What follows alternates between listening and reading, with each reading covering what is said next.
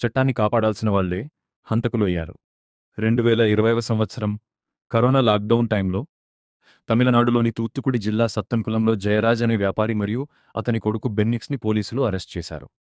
Lockdown నిబంధనలు ఉల్లంఘించారనే నెపంతో వాళ్ళని పోలీస్ స్టేషన్కి తీసుకెళ్లారు.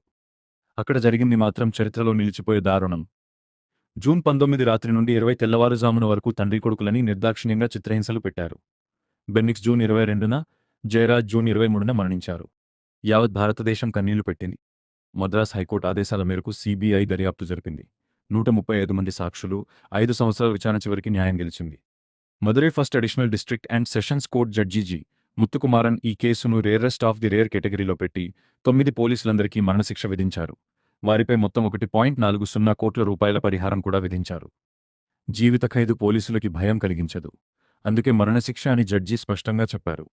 భారతదేశంలో పోలీస్ కస్టడీ డెత్ కేసులలో ఇది మొట్టమొదటిసారి మరణశిక్ష విధించబడింది. జయరాజ్, బెన్నిక్స్, మీకు న్యాయం జరిగింది.